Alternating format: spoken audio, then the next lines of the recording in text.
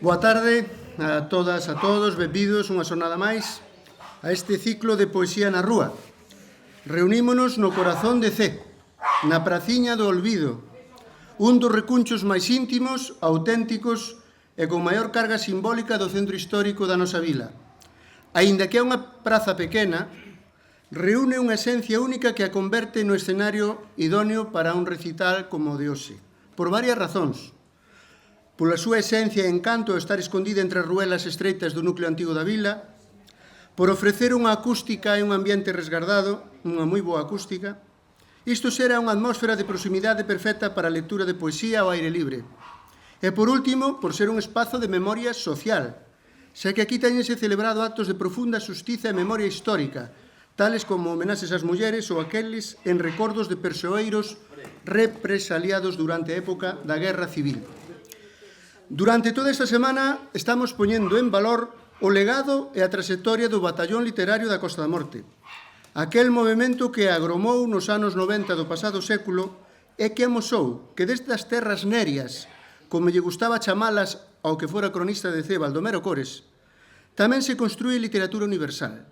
Hoxe demostramos que esa chama do batallón segue viva nas nosas prazas e esta do olvido hoxe ven a contradicir o seu propio nome, xa que, grazas ao verso e á memoria, énchese de lembranza, de identidade e, por que non, de futuro. Hoxe acompáñannos tres poetas que levan o salitre, a terra e o compromiso gravados na palabra. Xosé Iglesias, poeta e mariñeiro, que sabe trasladar de xeito maxistral o latexo do mar, dos faros, das baleas e do océano directamente ao papel. Suso Bamonde, voz cargada de sensibilidade, de apego á paisaxe e de íntimo compromiso co sentir da nosa comarca.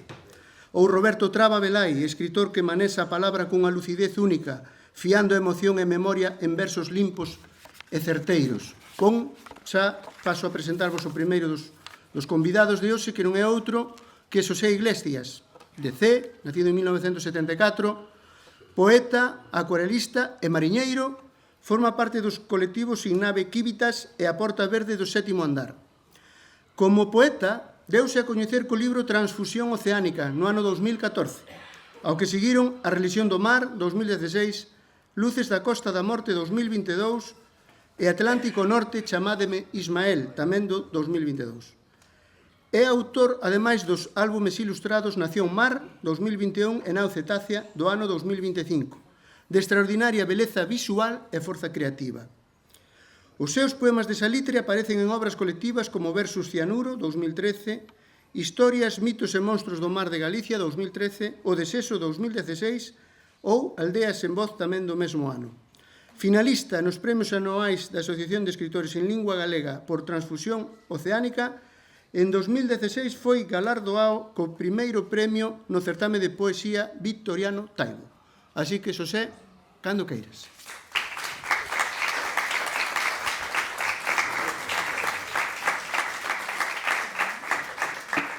Moitas gracias, veciños e veciñas.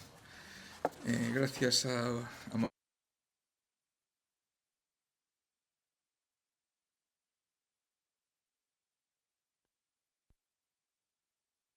vou ler, como vos dixo antes, Víctor, teño 4 poemarios.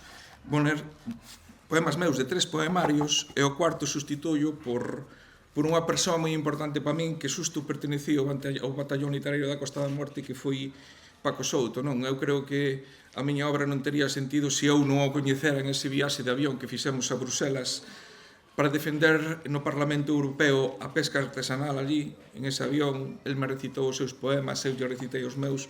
Nació unha unión que tristemente acabou pois no que todos sabemos, non? Na morte del, prematura. Entonces, o ano pasado, ou fai 2 anos, saliu a luz este poemario del, que era dos primeiros que tiña Fado, que ten uns poemas moi fermosos. Entonces, eu onde von, está claro que Paco Souto ten que vir comigo. Vou ler 2 poemas dedicados precisamente a 2 poetas de Cee. Unha a Rafa Villar e outro o seu irmán Miro. E o de Rafa Villar di así: Vós, que sabedes do suicidio do sol, na fin da tarde, que é como dicer na fin do mundo, que erguedes a palabra de entre os mortos calcinados para nomear o que é vivo e sobrevive a cada ceno. Vós, irmáns, así na rúa como na aventura, e no verbo unsido e no silencio, restaurade a palabra, reconstruíde o mundo. Este máis pequeno e superintenso que describe perfectamente o que pode ser a nosa nación galega. Un poema haiku que yo adica a Rafa Villar. Esta é a patria. 4 paredes sin tellado e unha maceira florida onde en tempos fui a sala. Paco Souto sempre. Esa, bueno, unha escolma, pois, vou ler 3 ou 4 poemas de por exemplo, A religión do mar. Por exemplo, vos que igual moitos sodes de Cee, vos acordades de Lucía, a miña tía, que vendía peixe ali na plaza, ela tiña o posto máis grande de todos. Chegaron a ser hasta 6 mulleres vendendo peixe ali. Mirade como cambiou a cousa. Agora, pois, creo que na plaza hai unha peixeira co seu posto, e modificamos ese mundo por o mundo do peixe dos supermercados, do mundo do peixe das piscifactorías. Bueno, pois, esa muller, aparte de vender peixe, era redeira pola tarde. Sei do fío de seda na dome das redeiras, da primeira hora da mañá das arañas, dos filamentos da alba, nas mans a rotación da agulla, a luxuria dos dedos, os ollos enmallados no pano, a vería dos nós. Sei dos mandís que gardan os milímetros de paciencia, o caderno dos cortes, a pedra de afiar, o reloxo do sol. Sei dos brazos que reparan a xeometría da arte, as redes en coma, bisturí sin punta na precisión da ferida, novelos de fío que devolven o aparello mar, mulleres que atan no seu colo a suor dos homes. Ora, un poema adicado a Costa da Morte, e que di así, titulas así precisamente, Costa da Morte.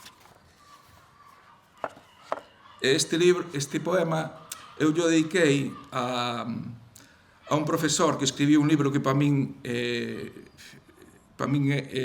desde que teño coñecemento estuvo sempre o meu carón, que é Historia e anecdotario de los naufragios da Costa da Morte, un profesor de Camelle que escribiu un libro mítico xa da Costa da Morte, que agora se volviu a reeditar, que é un libro maravilloso que fala de todos esos naufragios que hubo na nosa costa, non?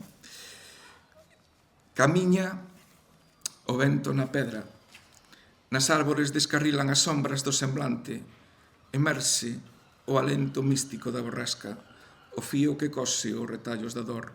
O martelo calafatea as feridas da noite, nos cons están os coitelos, as voces dos afogados, as unllas que desgarran a mixela.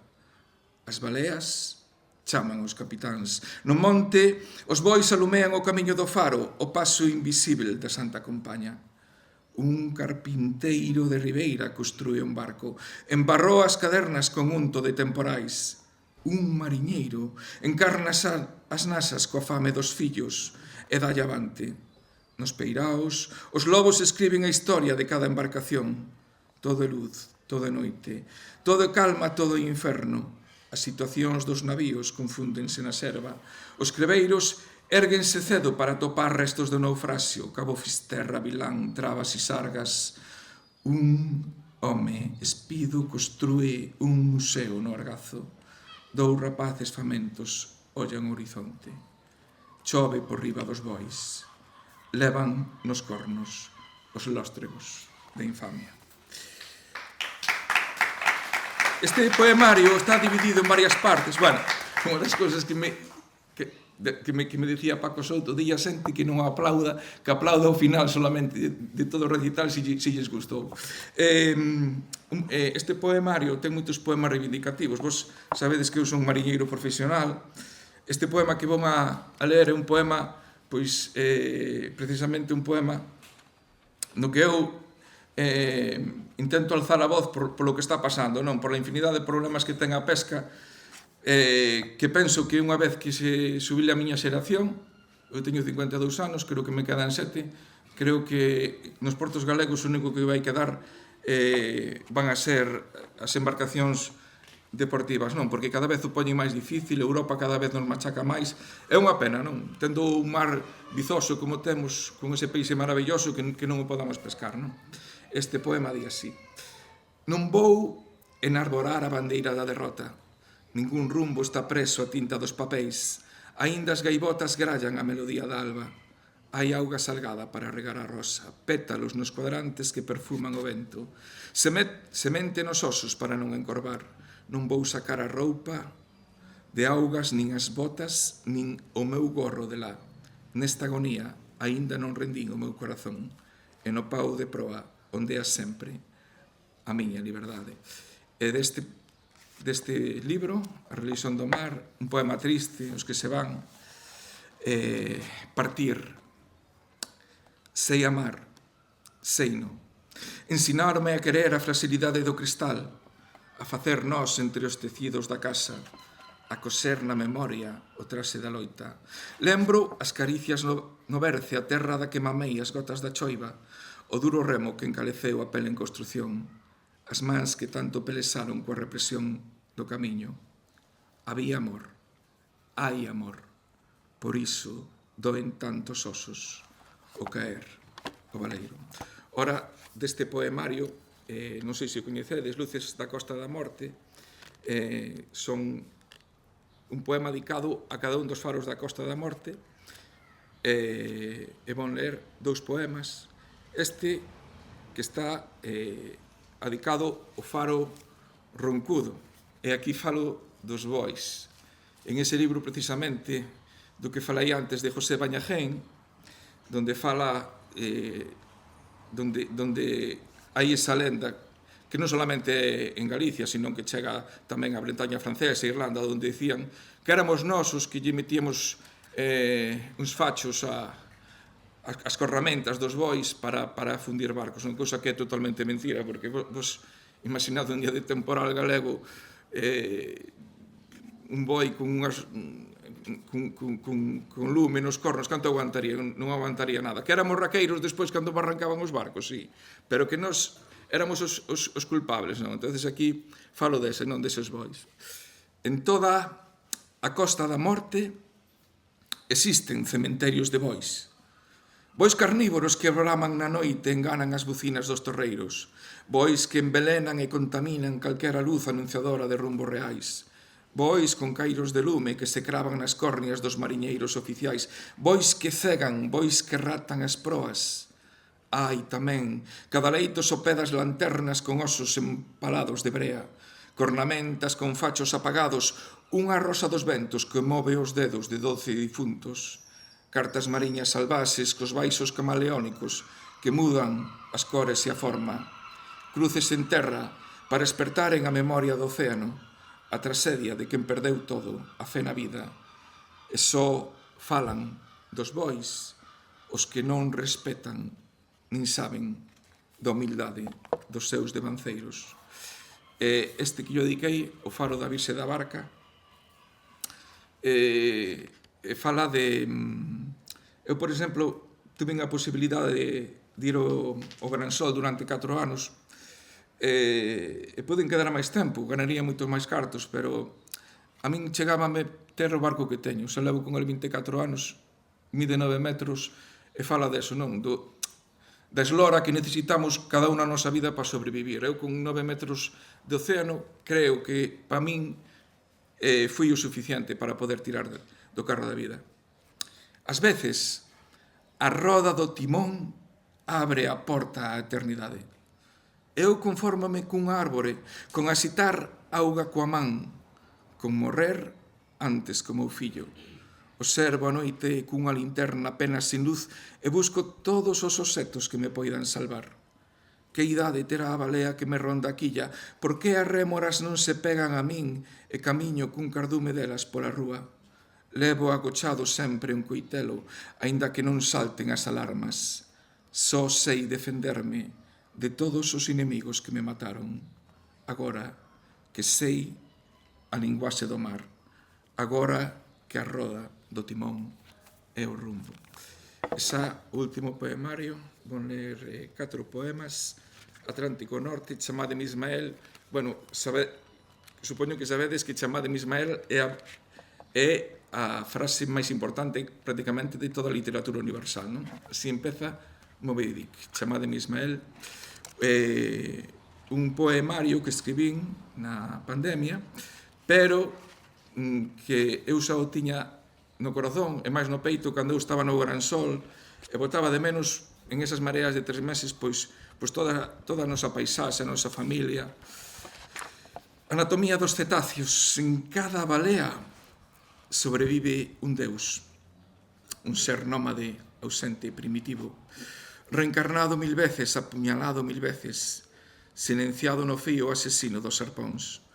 Escoitei algunha vez o fluxo do sangue da miña nai no interior das baleas. Lonxe, ao lonxe, pensei nas baleas nais. Os brazos maternos deteñen o tempo como cando unha balea emerse na proa e todo deixa de existir. Cantan nunha linguaxe ingrávida, evocan a testemunha das estacións, a fidelidade á terra, as danzas de tribos antiguas. O seu esqueleto, impermeable ás cidades, non morre nunca. Insinúa os perfis de xigantes. Levan consigo sempre a metamorfose dos deuses. Salindo do Porto da Coruña, o gran sol, rumbo 345. Exilio a terra do meu movimento de traslación. O pó das esquinas dos mobles, o abeiro da árbore, silencio chío dos pasaros, a voz dos nenos, o arrecendo do forno do pan. Exilio as ubres de cada un dos mamíferos, as follas caducas do outono, os beizos do amor, e penetro o sal líquido de todas as estacións. Izo no mastro, a bandeira, azul e branca, todo horizonte. Este que se titula Amor, xa en plena marea, botando de menos a familia, os fillos, a parella. É a hora de decirte que te quero. Síntome ás veces cadáver, esqueleto sin auxilio, presa ferida na matanza. Agarro forte a roda do timón, epicentro frágil, vocalizo teu nome. Que Deus me exilia da terra quen roubou a miña danza da choiva. Os sucos son de fertilizar o alimento. 4 baleas encadeanme cada extremidade neste acto solemne. Eu, o vento, si nas miñas mans hai pel, si no meu pulmón non hai galada, se ollo a curvatura da terra e illado nesta derrota, vocalizo o teu nome. Esa último. Bueno, antes falei de Paco Souto, pero bueno, unha das persoas tamén que considero para mí moi importantes é Modesto. Onde está Modesto? Porque eu cando empecé a escribir, que bueno, eu escribín sempre nas miñas libretas, ainda conservo libretas de bachillerato cheas de poemas, pero a min que me dou unha axuda moi importante tamén foi Modesto con aquela librería que había en Arteis, a luz do candil, verdad? Cantos momentos vivimos ali, recitais. Moitas gracias, Modesto. Un poema de un naufraxio psicolóxico. Vivín un tempo no interior dunha balea. Foi nun naufraxe do meu corpo nas célidas augas da desesperación. Alí sentín a soedade das catedrais, a humedade de toda a estrutura mística, con ese arrecendo deus imaginario. A miña nai, preñada de min. Ollei un a un os esqueletos de centos de peixes amoreados nas paredes, maderas nobres, unha mesa de roteiro, tinta. As baleas teñen bandullo de creveiro. Abren esa boca de animal prehistórico, engulen nesa metamorfose en porta abisal. Falan entre elas nunha linguaxe ingrávida, como os nenos coas nais na placenta. Ao cabo duns días, vomitoume. Renacín atado ao cordón umbilical de todos os océanos. Moitas gracias.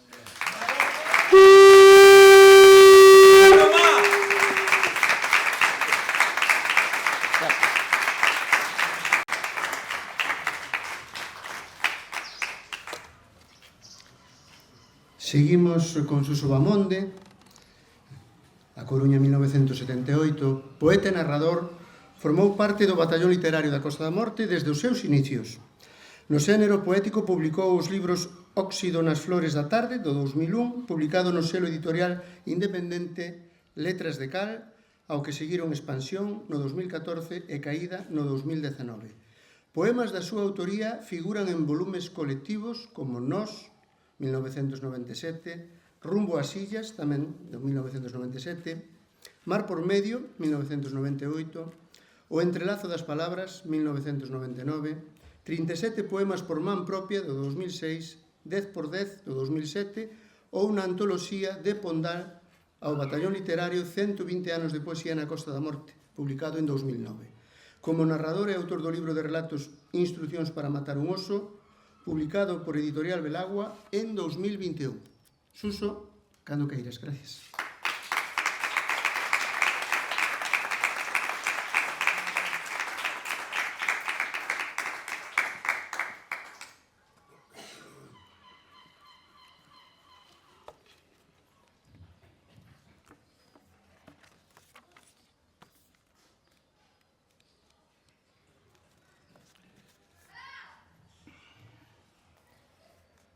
Vivir así aínda.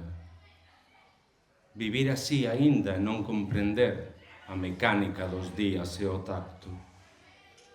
Almorzar alaranxado, entre afiados coitelos adentando o pan e os bicos, co sol e as labercas enredadas no cabelo, e non comprender a economía de libre mercado, nin a treboada de apatías inminentes, nin como as beirarrúas tatúan as nosas rutinas.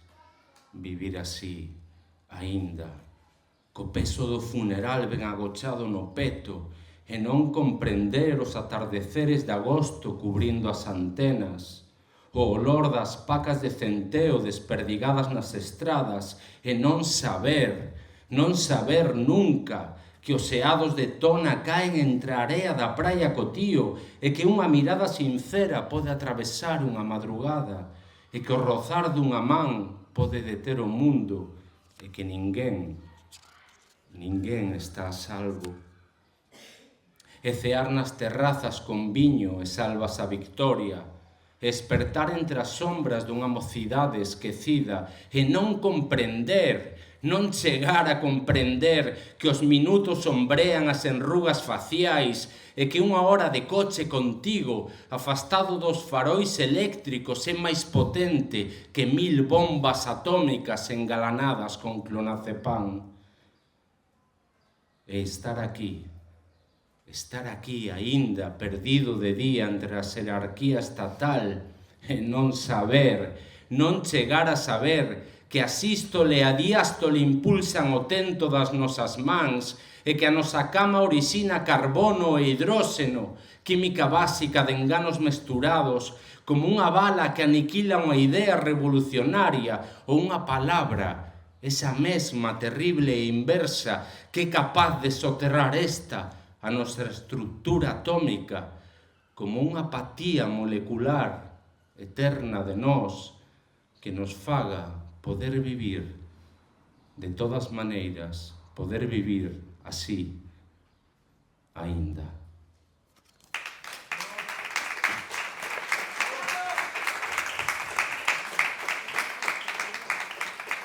Bueno, boa tarde a todas e a todos.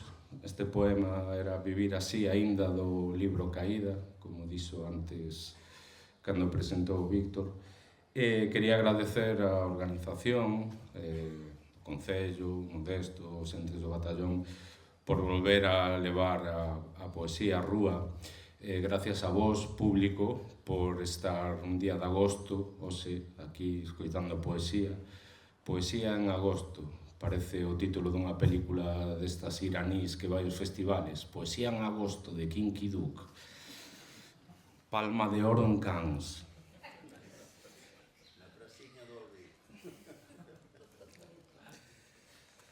Deste libro, Expansión, que publiquei hai anos,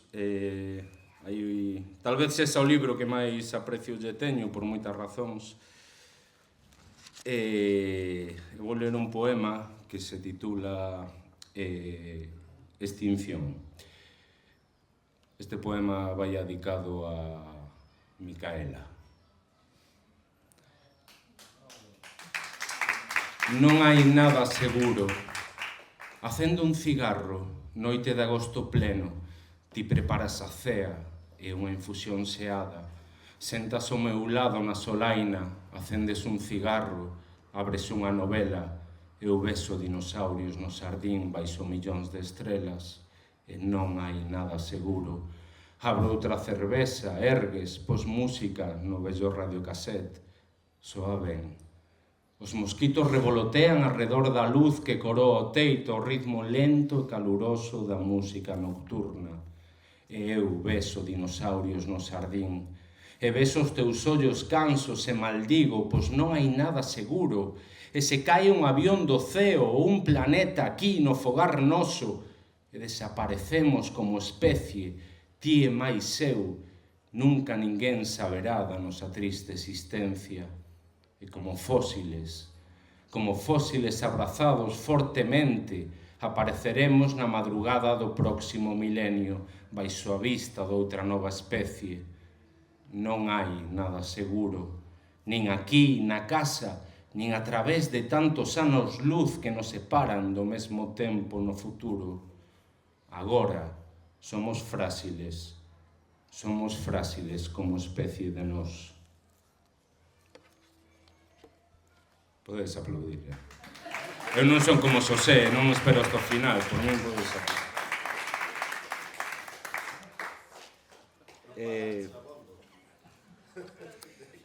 O mellor non chegou. Pode ser. Os poetas sempre pensamos que todos os poemas que lemos son bons, e non é así. Mira, vou ler o penúltimo poema que se chama... Bueno, antes quería decir unha cousa pequena. Cando foi, non sei como foi, que organizou, supoño que Modesto, a xente, non? A quen lle tocaba cada hábitat, non? E cando me dixeron que me tocaba a Praciña do Olvido, pois a verdade é que dixen chapó, ainda que se sabes así que parecedes grupis de rock, e non hai cadeiras, nin hai nada, tens que estar de pé. Así que, Roberto, tens que ser breve, que a xente está cansada. Non, en serio. Lle teño moito aprecio a Praciña do Olvido por dúas razóns. Unha razón é porque o primeiro recital que fixe na miña vida, alá polo ano 95, no Batallón Literario, foi aí mesmo, onde está Modesto, ao lado, que ainda tiña o Macondo, baixamos dali do Macondo, e dali a primeira vez que reciten en público, non? Ano 95, 31 anos, creo, non? Carai, somos todos máis vellos, que non máis listos, pero si máis vellos. E a outra razón é porque a miña nai e o meu pai, nos anos 70, viñeron de vacacións a esta zona, porque nos vivíamos na Coruña, e teñen unha foto aquí. Eu quero pensar que miña nai estaba embarazada de min, ou mellor non, pero sempre penso iso. E por esas razóns, esta praza para min é un orgullo, non? Entón, bueno, aparte dos 50 euros que lle din a Modesto para poder recitar aquí.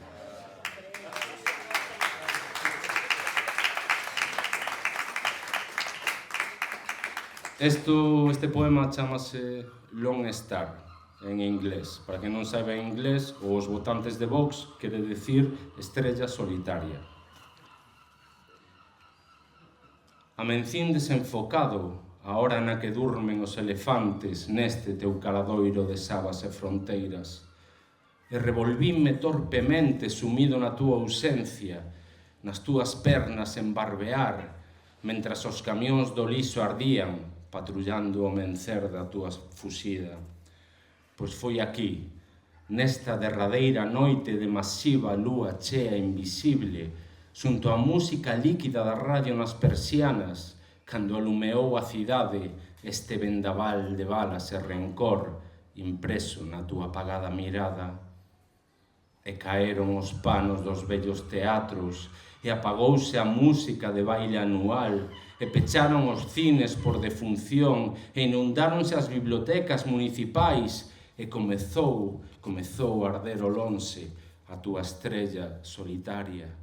E así, de infame nocturno xeito, alimentei a túa ausencia, ocultando nesta cama baixo as sabas de esparto e días festivos, cobre oxidado e vidrios de cores e metais pesados e raíces de opio e lembranzas de lavabos e carmín número 3 e batíns de seda egipcia e cinza de cigarros e luces de megalópolis distantes e anacos de asteroides de azucre e ainda así nada se acende, e agora só quero isto, quero amencer violento con ímpetus de neón, e agora só quero isto, agora só quero que se derrumben os grandes imperios, e que estoupen as vellas democracias, e que setembro oculte todas as súas vocais, e que se derramen todos os gobernos, e que se acenda violento este planeta, e que todo comece a arder, e que todo arda, que todo arda, que todo arda, e que ardan estes versos tamén, que ardan estes versos tamén, que ardan estes malditos versos en ti, para que rebentes a por sempre a túa estrella solitaria.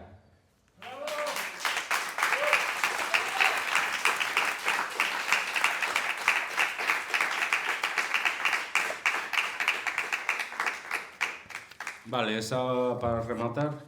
Este último poema que é inédito, bueno, inédito porque non está publicado en ningún libro, non porque non o lera, hai, perdón, hai xente por aquí que xa o escuitou 20.000 veces, porque, ao fin e ao cabo, cando hai un recital, sempre somos os mesmos, máis ou menos.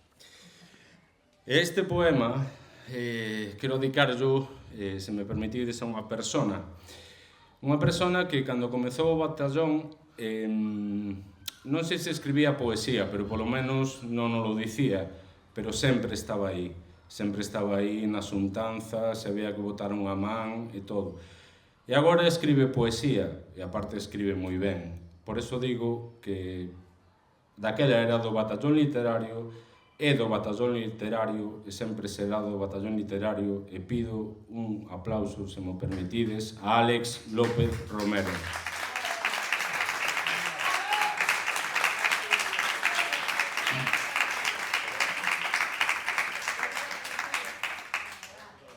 Patria e globos seados. Erguerse co sol os domingos e nos días de festa maior e labrar a terra, escarbar profunda esa terra coas mans ata topar a palabra perdida, exacta, que che transporta a cidade das grúas e os adoquíns. E poderán 1000 globos deter unha bala? Poderán as sementes do inicio do verán iniciar unha revolución? Poderán os teus bicos curar esta ferida mortal?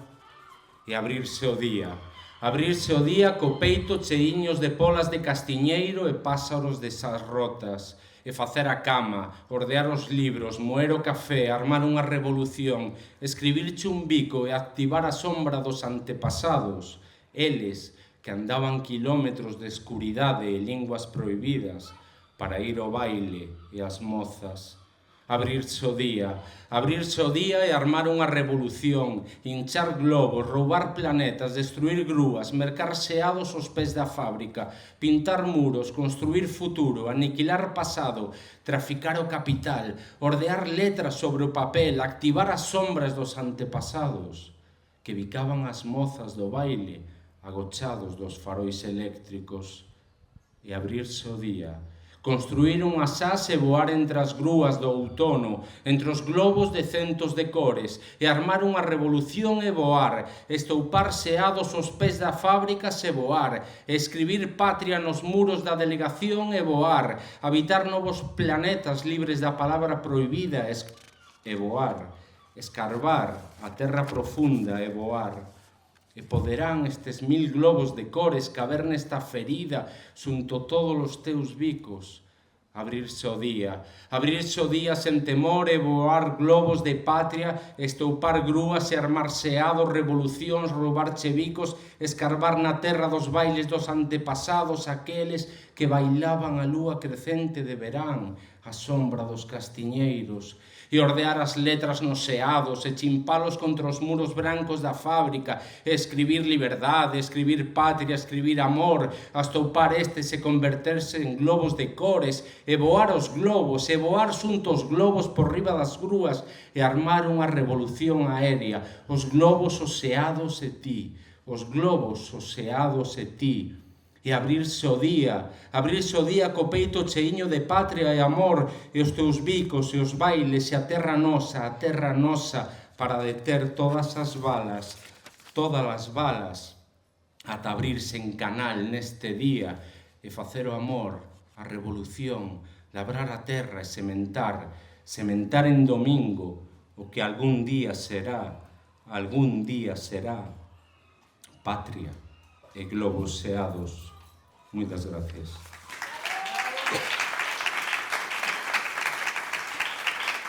Gracias. ¡Viva Palestina libre!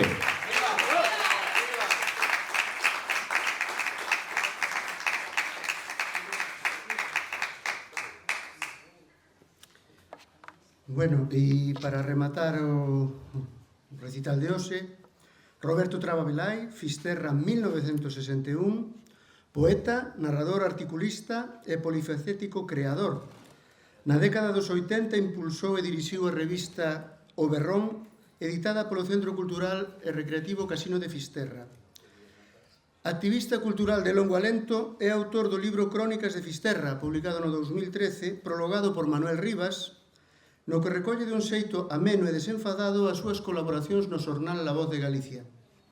No ano 2016 publicou o seu primeiro libro de poemas, Itinerario, Versos dos días en xeito, onde a voz do poeta emerxe con forza e transita polos vieiros do amor a xeito de itinerario lírico.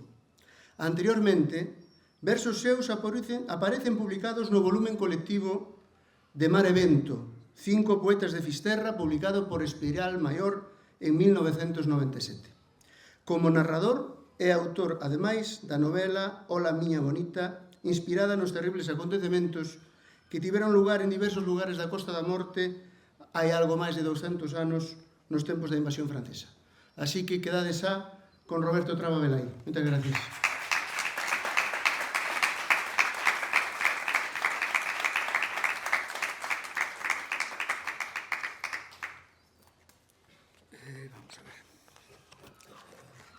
Bueno, moitas gracias aos organizadores de estas xornadas maravillosas.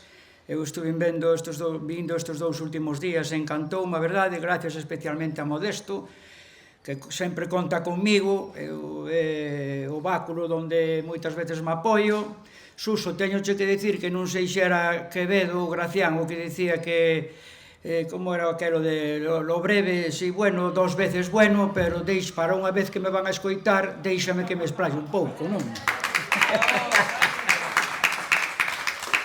Bueno, para empezar, vou a ler uns poemas do libro que autopubliquei, que se titula Itinerario, que é un libro de xuventude, non vou a dicir de pre-xuventude, pero tampouco vou a dicir de promadurez.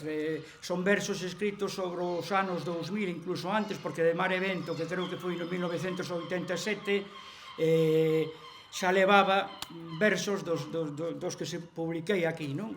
Este libro é un itinerario que está dividido en 5 estacións, e cando volvín a releelo, pensei, home, de cada estación pode sacar un poema do poeta xoven dun día, desde o xoves pola noite hasta o sábado pola mañán, non?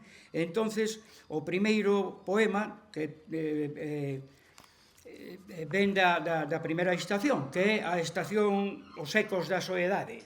Entonces, o poeta novo ben pode estar ceando, porque xoves, mañán ainda ten que traballar, se é que ten traballo, e se vai para o pupitre ou se vai para a mesa da cociña e escribe. Outra vez, na friúra desta noite, escribo lentamente, despacio, acariciando no ritmo das palabras o máxico prazer desta hora secreta. Unha conversa xurde, profunda e misteriosa, formando este monólogo de voces e de verbas que temorosas dictan ocultos pentagramas de versos apagados e de nocturnas queixas.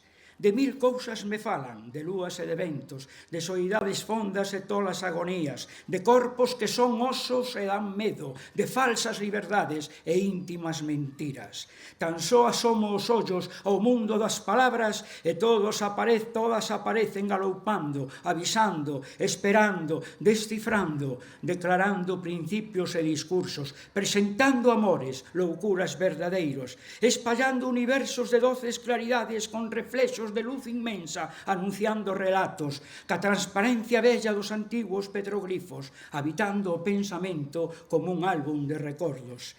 E así, todas estalan e eu as acomodo en sitios que rebusco para contar historias. Escollo cada unha, elixoas e esculpo como se foran pedras dunha canteira virxen. Eu vonas moldeando para escribir poemas que lentamente esquezo e agocho silencioso na quieta soidade dos folios e as carpetas.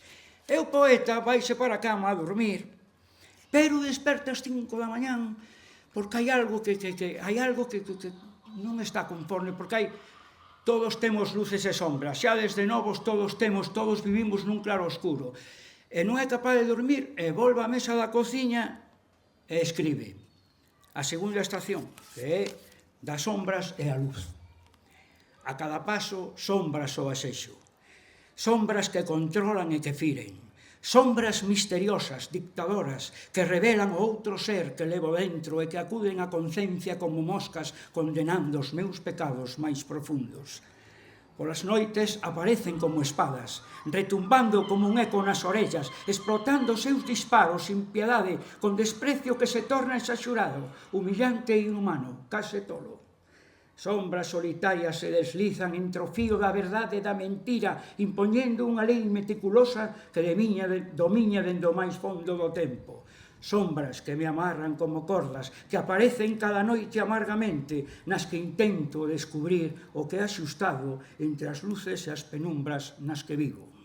O poeta queda dormido, levántase pola mañán, que xa é venres, acaba o traballo e pola tarde, e atópase ca terceira estación, que é das mulleres e do amor. Entonces, é un rapaz novo que vai pola calle ou pola rúa, mañá que calle tamén creo que se pode decir, e ocúrrese escribir. A ver se o toco. Porque está mirando as rapazas, están paseando, están antes de ir a discoteca, digamos, ou a pub, e di, unha ollada de muller, porque xa se esquecío das sombras, agora está noutra cousa, e di, unha ollada de muller é unha sima profunda, unha onda submarina que nos traspasa a pel, unha aventura, unha paixón, unha pregunta, un rosario de palabras mudas e silenciosas que nos lanzan como espadas poderosas e nos deixan desarmados. Unha ollada de muller é un misterio indescifrable, un tremor, unha figura, un desafío, un pasar de meteoros e cometas que penetran no máis fondo transportando lume ardente. Unha ollada de muller é un enigma, un labirinto, unha espiral de suxerencias, unha partida de xadrez, unha batalla, un vento que aparece, un son descoñecido, unha ecuación de medos e investidas que nos atrae ca forza dun planeta xigante. Unha ollada de muller é un lene tacto, un contacto de rousas exiadas, un estalo no espacio, un perfume disparado, unha aproximación, unha chamada, un berro repentino que manda docemente, un incorpóreo dardo, unha tea de araña, unha calada voz que de algo fala. Unha ollada de muller é unha ofrenda que aparece nun intre inevitable e nos inhala e nos susurra e nos envolve nun sinfín de xeroglíficos e esperanzas. Pero claro, o poeta tivo a ollada de muller. Estou contando todo isto que se me ocorriu antes do itinerario, porque o itinerario, cada estación ten máis poemas, non? Pero chega pola noite, xa é a noite do venres. Desterra o pub cómic. E a cuarta estación titúlase... a ver se o topo por aquí. Titúlase Penúltima Parada. A penúltima parada, non? Tuveste esa ollada de muller, pero ora, que vai a pasar? E paso o seguinte. Medianoite do venres, hora de palabras e de música tronante. de bebidas mesturadas que alimentan e que enferman, de cristalizados ollos afumados na moderna taberna de pintadas paredes. Medianoite do ventre, de búsqueda e viaxe, de loucuras e metáforas a contraluz do día, de corpos a deriva, inventando frases máxicas, de miradas soñadoras entre vasos case cheos sobre as mesas solitarias deste lugar sen xeito. Medianoite do venres, apareces de repente, caíra dunha anónima estrela aventureira, xurdida dun océano por descubrir aínda, como unha bolboreta fuxida dun relato. Medianoite do venres, avanzas lentamente e achégome os teus pasos con fina reverencia, como un conquistador que non conquista nada. Inclino a miña espada, desambainando verbas e invado o territorio do teu fermoso corpo. Medianoite do venres, sorrís docemente e anuncias un amor asomado nos labios. Aceptas esta paz sen loita e sen batallas que a miña voz ofrece entre sons das guitarras, de crispados alaridos e de gorxas metálicas que non deixan oír o inicio deste ataque, deste doce murmullo que quere acariciarte. Medianoite do venres, voltarás escapada, regresarás de novo cos teus ollos inmensos, como unha catarata de chorros e delicias. Medianoite do venres, espero que me esperes. Medianoite do venres, de plácido recordo envolto no silencio deste deprimente luns. E ao final, a última estación deste itinerario, gracias, é de volta a casa. De volta a casa, vou ler dous poemiñas cortos, porque cando xa pasou esa hora dos cristalizados ollos afumados e vaste para casa, ahora xa non me von, pero me iba antes, e di, no medio e medio da praza Fonte, antes e despois de min, sempre no medio e medio da praza Fonte, espiando a soidade dos meus pasos, a derradeira hora xa de volta a casa. E por último, a contemplación matutina da ventana. Levántaste o sábado, abres a ventana, das un pouco resacoso, pero ainda así, pasástelo ben onte, e non estica en se asoma a paisaxe, é a paisaxe a que se asoma a ti.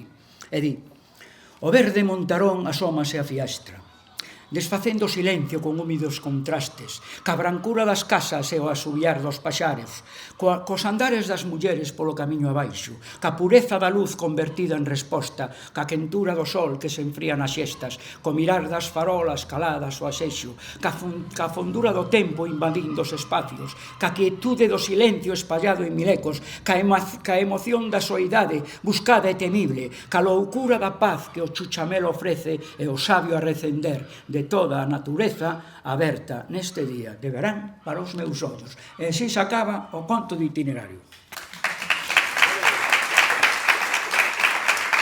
Bueno, e agora,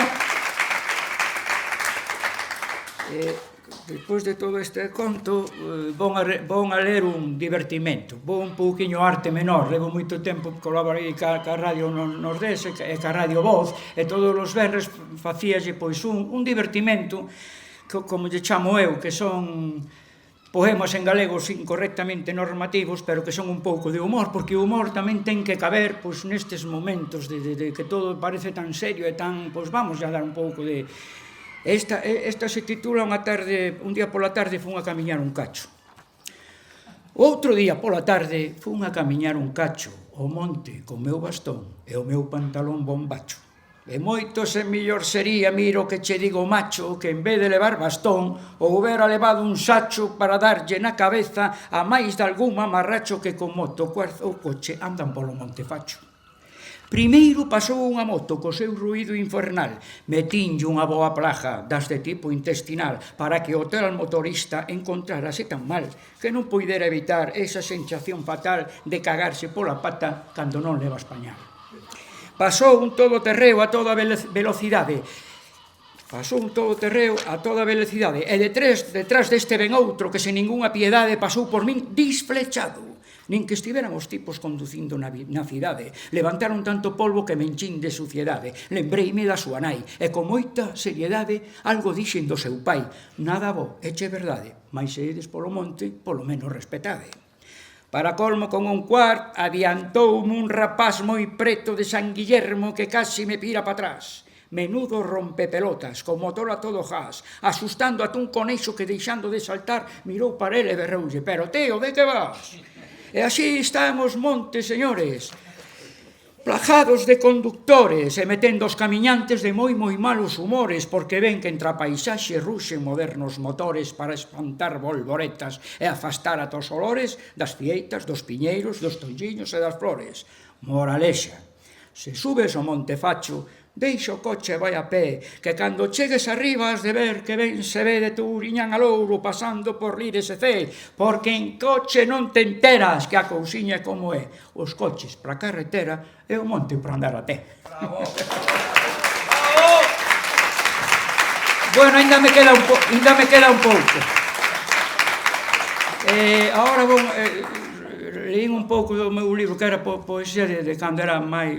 Bueno, aquí hai un par de poemas de cando era moi novo, de cando eu escoitaba... Estes todos se titulan un libro que intento chamar Intermitencias, que non sei ni como vai a empezar, nin como vai a acabar, e digo que é como unha antioloxía, porque son series de poemas, non son libros como, por exemplo, o de Itinerarios. Son series de poemas, grupos que están por aí desperdigados eu creo que cando a fame en Etiopía, cando eu escoitaba La cara oculta de la luna, que me encantaba Pink Floyd, entón, saben, simplemente o título de A cara oculta de la luna, eu creo que me dou para un primeiro verso e depois todo o demais, da que non sea bo, e di así: eu nunca vin a cara oculta desta terra, ali viven os nenos gordos de enormes barrigas, e as mulleres de tetas muchas estiradas e a pel negra dos homes coberta de mosquitas.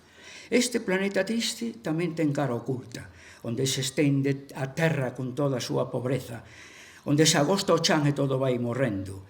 Ben sei que hai un gran sur oculto nesta terra, e sei que hai xente ali que é compañeira nosa, nenos que teñen pai e nai igual que nós, que son de carne e oso, que foron concebidos e paridos e son tan herdeiros como nós deste planeta. Pouco se fala dilo, e, sen embargo, agora dis que van a lúa a descubrir a súa cara oculta de blancura. Fixe moitas veces o camiño, tamén nestas intermitencias vou ler dous poemas sobre o camiño. O primeiro fala sobre os albergues. O que sinto eu, é moita xente que, ademais, invito-vos a que fagades o camiño. O que sinto eu cando estou nun albergue é que seguramente sentirán moitísimos peregrinos. Unha vez dormín nas Carvajalas en León, tocou unha liteira de arriba e se che dabas unha volta pensabas que se iba a caer a liteira para baixo. E di así: espertome coa paz que habita nos albergues. Recordo que soñei moi calmos soños de mar, quizáis, ou soños de montañas cheas de neve, onde vellos amigos xogaban como necos escultores. Deitado na liteira, descubro na fiestra un claro escuro ceo que vai acompañarme nesta nova xornada. O día vai enchendo de risos e palabras. Aínda non hai luz, pois aínda case noite, pero un raio de imaxe envólvenos a todos nesta primeira hora de pan con mermelada. Agárdame o camiño e síntome outra vez como un rapaz que vai á escola. Boto a mochila ao lombo, disposto a somerxerme no misterio da viaxe, non para descifralo, senón para espallarme no feitizo do seu bello secreto. E outro sobre o camiño, xa vão acabar, únicamente que queríades que vos lea Lamento por un autónomo, que está moi ben. Ata Fisterra andeiche camiñando, ás veces baixo o sol e baixo a chuvia ás veces, armado do caxato, eu só co meu silencio marcheime a descubrir a liberdade que se entregou a min envolta en verde e azul de mar ausente recordado. Fuxindo os días grises, aqueles que a rutina pintaba nas paredes a súa cincenta sombra, e abrín o corazón a novas claridades de pontes, castiñeiros, de paxaros e camiñantes loucos de tolas corduras. Viaxei polos camiños eu só ca miña alma, que se fartou da luz que a natureza ofrece. Calmei a miña sede nas máis antiguas fontes, saciei a miña fame con dúcias de mazáns recén caídas, e comprendín que a vida, no meu andar lixeiro, invita a sorprendernos cas cousas máis sinxelas, cas máis pequenas cousas, esas que nunca vemos. Faltame 5 poemas, pero quero lelos. Este tamén encontreinos nunha libreta, estes dous que creo que se vai notando un pouco a maneira de escribir que é diferente. Esta di: estáse ben aquí, nesta casa na que vivo. Xa sei que non é miña, pero iso pouco importa. Se ao cabo o que se ten é só por algún tempo. Comprendo que unha casa é un ben moi importante e que saber que túa tamén é moi doado, igual que ter un coche e outros artefactos que venden nas revistas por catálogos. Pero a liberdade eu que penso que é outra cousa. E pouco ten que ver con esas nimiedades que os homos inventamos para ter necesidades. Eu gusto de subir aos bicos das montañas e no sol por ollar a un sol que vai morrendo e podo gozar dilo, pois podo regalárllelo como se fora meu a esa muller que amo e incluso repartilo cos fillos e os amigos para que sexan donos de algo verdadeiro. Que eu teña moitas cousas non é sinal de nada. Acaso pode ser un síntoma de medo, dun temor invisible do que, sen darnos conta, obriga a protexernos do veciño do lado. Outra máis, que che parece, amor, se xogamos por un día o xogo de falarnos en palabras, de decirnos as cousas casolladas, de dibuixar cos dedos na area o que pensamos, para que o mundo sexa virxen, por un día, e nada teña nome, e debamos inventarnos a linguaxe para escomenzar de nomo. Xogamos, amor. Poderíamos chamarlle o mar o ala, e o sol darele, e a chuvia sinxirele, e a vento fixe sobre nós, no ala do ceo, salería talanga cada noite para enchernos de luz blanca. Que che parece, amor? Como me chamarías? Para ti teño pensado silengue, xavena, lililalia, dita de sinxirele, taxaloma, carixa, balbalía.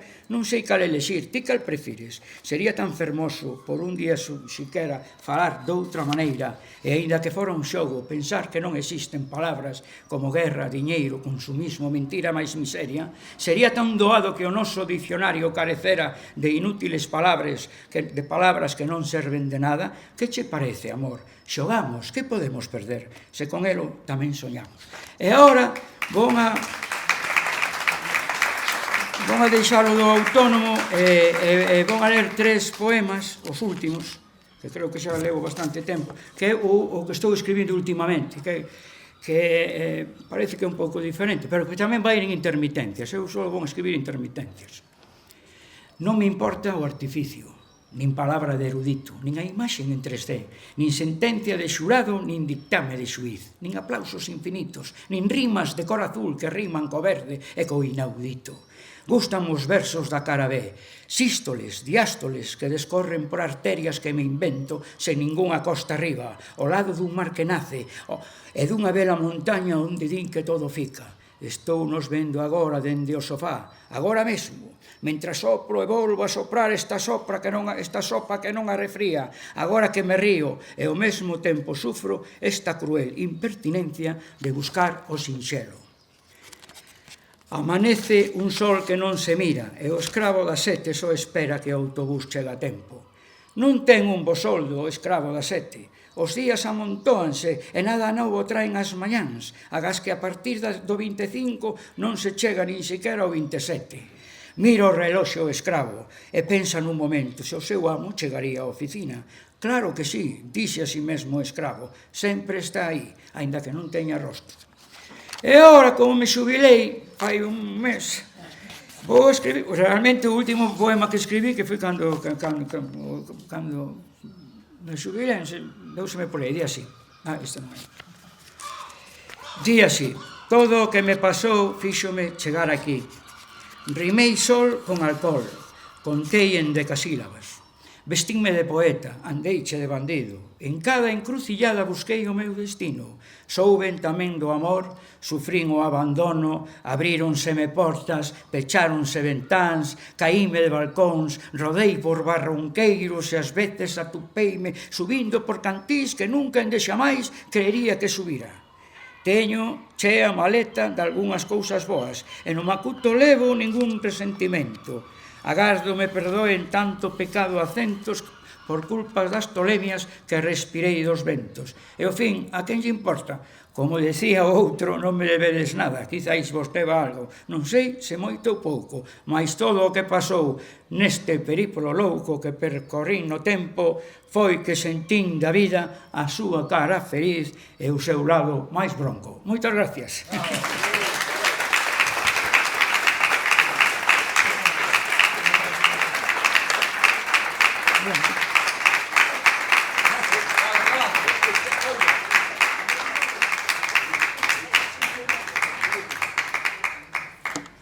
Bueno, estamos acabando. Lembrarvos que mañá pechamos o ciclo de poesía na rúa, será a 1 da tarde na Alameda, na Praza da Constitución, con Mónica Góñez, con Moncho Bouzas e con Rocío Leira. E ahora xa para rematar, vai nos decir unhas palabras Margot.